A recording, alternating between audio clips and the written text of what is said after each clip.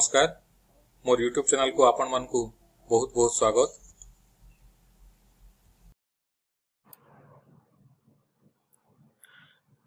आज आम सीढ़ी घर वास्तु विषय जानिबा।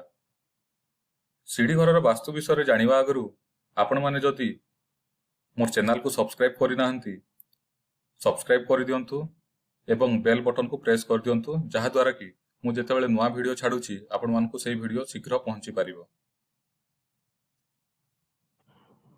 देखंतु ए स्क्वायर प्लॉट को मु प्रथमे 9 भाग रे विभक्त कर देछि।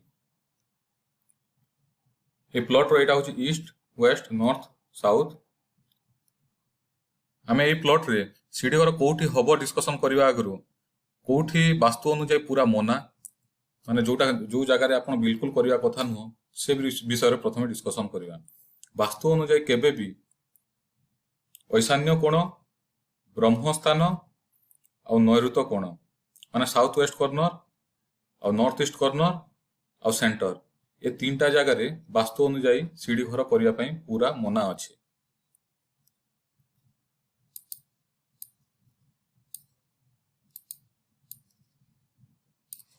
ये तीनटा जगह रे केबे भी सीढ़ी घर तैयारी करिवे नाही।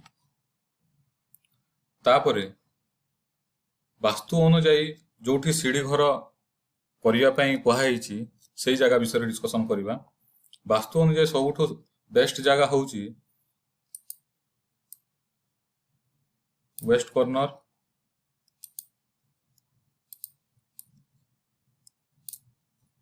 आउटे बेस्ट जगह होउछि साउथ कॉर्नर। ये दुईटा जगह रे आमे जदि सीढ़ी घर तैयारी करबा वास्तु अनुसार बहुत भलो।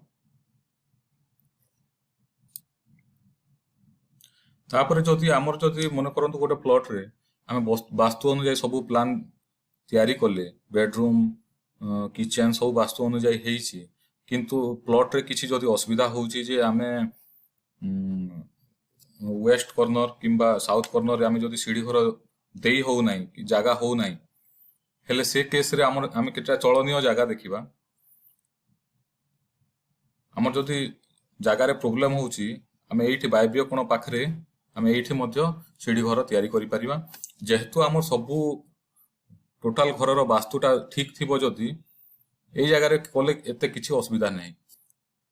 तापरे आपण एठी भी करि परिबे नॉर्थ रे भी करि परिबे जोटा वास्तु अनुसार अलाउड अछि माने चलनीय एठी भी करि परिबे अग्नि कोण रे भी करि परिबे।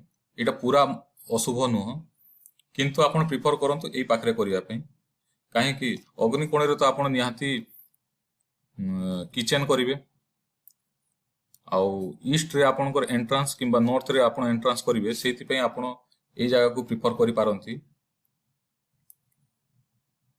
किंतु जदि आपनकर सुविधा होउसी सब बेले वेस्ट किंबा साउथ रे सीढ़ी घर तैयारी करंतु।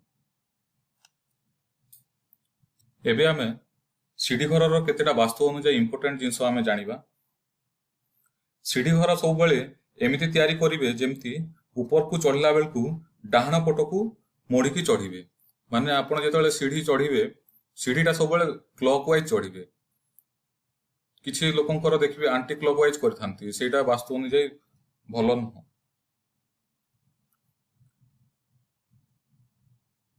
कोनोसी परिस्थिति रे मध्य सीढ़ी घर को ईशान्य कोण किंबा घरर मध्य भाग रे करिवे नाही। सीढ़ीर पाहाच गुड़िक एपरि हेबा उचित जे जणे चढ़िला बेले पश्चिम बा दक्षिण मुह होई जीव एवं ओल्हेला बेले पूर्व एवं उत्तर मुह होई ओल्हेइबो। सीढ़ी घरर पाहाच गुड़िकर संख्या सब बेले अजुग्म संख्या विशिष्ट हेबा उचित माने 13 15 17 19 21 एमती हेबा कथा।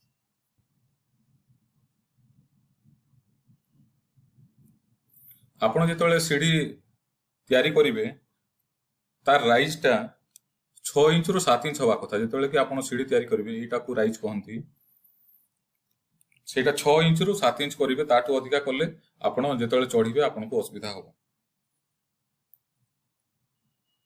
आ ट्रेड टा सब बेले ट्रेड होची एटा जोठी आपण स्टेप देबे